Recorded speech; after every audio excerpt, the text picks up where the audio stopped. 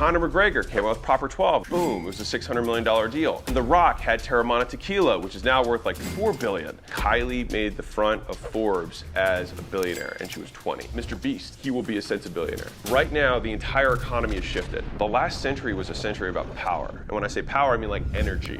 The wealthiest individuals of the last century were built on oil. The biggest companies were all energy companies. Fast forward today, 4 out of the top 5 biggest companies in the world are not built on the old oil, but the new oil. And the oil of today is attention.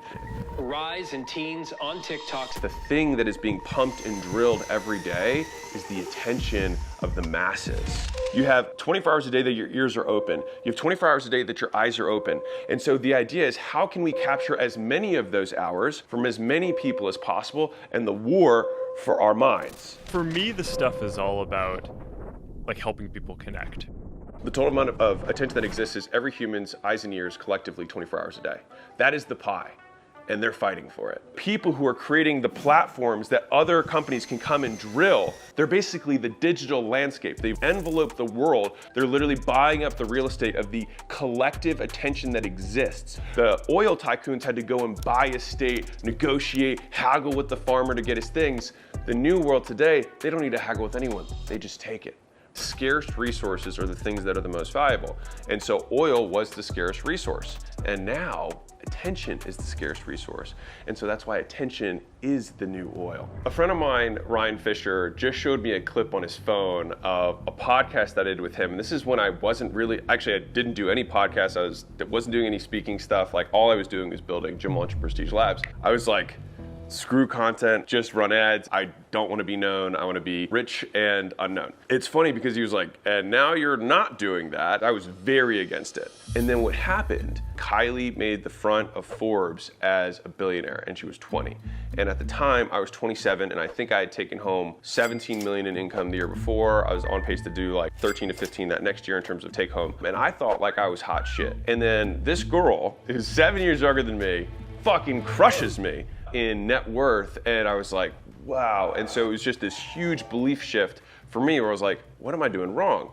My ego felt hurt, so I started protecting myself, and I was like, oh no, Kris Jenner's her mom, she's an absolute gangster, she was born into this royalty, it's not that she did it, it was someone else, and blah, blah, blah. Ego protected, I feel okay now. And then Huda Beauty sold a percentage of her thing for $600 million at the time. It's worth over $1 billion today. Conor McGregor came out with Proper 12, and 12 months later, boom, it was a $600 million deal. Proper 12! And then The Rock had Teremana Tequila, which is now worth like $4 billion. Just kept seeing this again and again and again, to the point where I was like, I believe something that's not true. And so I talk about how skills, beliefs, character traits are the 3 things that hold back entrepreneurs.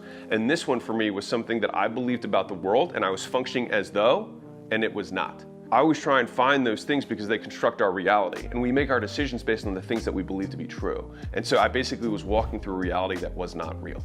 I then read a book by Naval Ravikant, which is his Almanac, which is really good, really quick read. And he talked about the 4 types of leverage in the book. Leverage is the difference between what you put in and what you get out. The people who make the most money are the ones who have the most leverage because everybody has the same amount of time. It's just who gets the most back for their time. And compounding is that now that you've made that trade with your leverage, is it going to compound unto itself and get you even more back? Because compounding is a form of leverage. And you've got labor, you get other people to do stuff for you, which means you get more of your time back and you get output. Above that, you've got capital. So people give you money, you invest the money that other people give you, and you get leverage by extension. The last 2 levels are code, so you got software, and media. So if you think about this, you make a piece of code and then 10 million people can use it, that's leverage. You put one-time investment, you get infinite on the other side. With media, it's the same way. If I take however much time it takes me to make this video, 1 person, 1 million people, 100 million people can see this video, which is what gives it leverage. But when I saw that, that was what made everything click for me as to why these people were getting these crazy numbers when they had, like I had heard Kylie had a team of 7 and she was doing 200 million a year. I was like, team of 7, and it was because she had a compounding leverage vehicle built within her business. And that was when I looked at my own businesses at the time and realized I had nothing that compounded, nothing. I almost became dissatisfied with the business that I had because I realized that whatever I wanted to do next, I wanted to have a compounding vehicle, something that multiplies unto itself over and over again. So Warren Buffett could build Berkshire Hathaway because the money itself compounds and compounds and compounds. And on a long enough time horizon, when you keep rolling the snowball, after you do that for 40, 50 years, you have a big fucking snowball. You have to unlock one of those 4 types of leverage. And so when I looked at that pyramid, I was like, well, I understand the leverage of labor, so I've got that. I'm now in a position where I have capital that I can deploy. Now, I don't have other people's capital because that's not what I want to do with my life right now. But when I looked at software and media, I was like, given my skills, etc., I could be better at the media side than I could at the code side. But I still wasn't there yet. I looked at these people that are ultra famous and I was like, well, I'd still rather be anonymous because they've got all these stalkers and weirdos. Hey, good morning, Kanye. Shut the fuck up. When you get exposed to 10 million people, if you figure 1% of people are crazy, you got 100,000 weirdos. Anyways, I go to have dinner with a friend of mine, Dean Graciosi, he gets like weirdos that come to his house and all that kind of stuff. And I was like, how do you deal with this? I was like, why do you think this, like, how is this worth it? He sat me down, he was like, dude, if a couple weird letters, you know, every day or every week is the price I have to pay for the impact I want to have, he's like, I pay that price any day of the week and twice on Sunday. And there was just like this pause when he said it, between when he said it and he looked at me, and I just felt like it hit me because I was like, God, I'm being such a pansy. I want to make real business education available to everyone. If I say that that's what I actually want to do, then I need to match my actions to that. Otherwise, they're just empty words. I hate doing something that I don't get credit for later. And so the idea of making a short that is going to float today and then disappear into the ether tomorrow, right? Or make a post on Instagram that's going to be gone in a week, like no one's ever gonna see it again. To me, taking the scarce resources of my time and then having it vanish, I couldn't make that work for me. It was a huge belief that I realized the content is not the output, it is the input.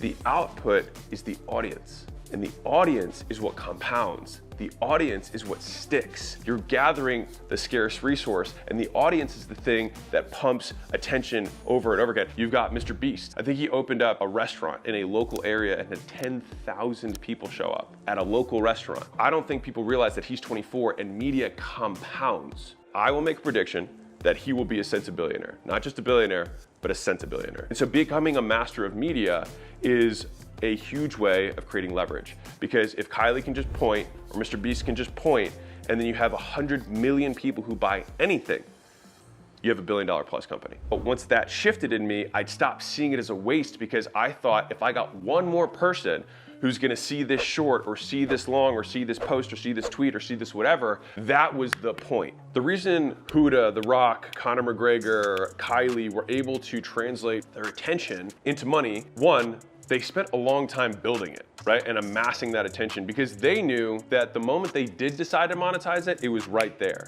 Think about how long The Rock has been building the brand of The Rock before he signed his deal with Under Armour, before he made Terramana, before he made Zoa. 20 years he'd been building this brand. People piss and moan about the fact that, you know, they posted content for 4 weeks and they're not famous yet. One is they waited a really long time and they didn't ask, they give to their particular audience. The longer you can wait, the bigger the ask can be at the end. The longer the runway, the bigger the plane that can take off from it.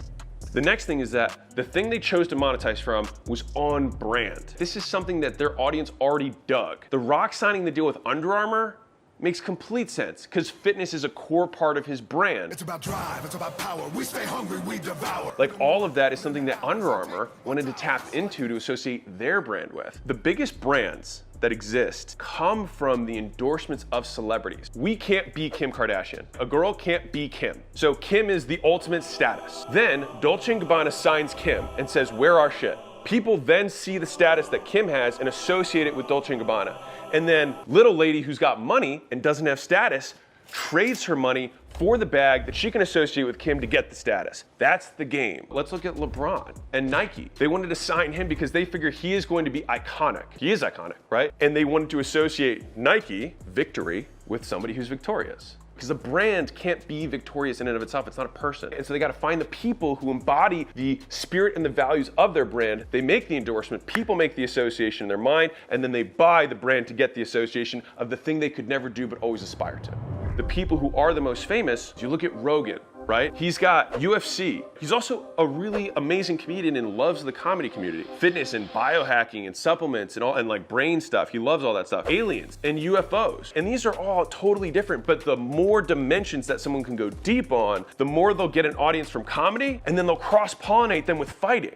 It's this total pollination which ultimately compounds the audience even faster. And so these megastars go deep on many things and capture bigger and bigger audiences that compound on themselves. And they wait because they stay loyal to their brand, and then they appeal to a segment of their audience, or they try to cut across the one that appeals to the most of them. It took me way too long to realize that the game had changed fundamentally. If the Rockefellers were built on oil, the new generation of people are going to be built on attention. Media will only become more expensive over time. Advertising becomes more expensive, content creation becomes more expensive, it becomes increasingly fragmented, so it costs more to do it across different platforms. The audience becomes more valuable, the cost of getting the audience becomes more valuable, which means the best time to start is now. The people who will become the new sensibillionaires, etc., is going to be people who can do three things. They have to be able to capture, they have to be able to hold, and they have to be able to multiply attention.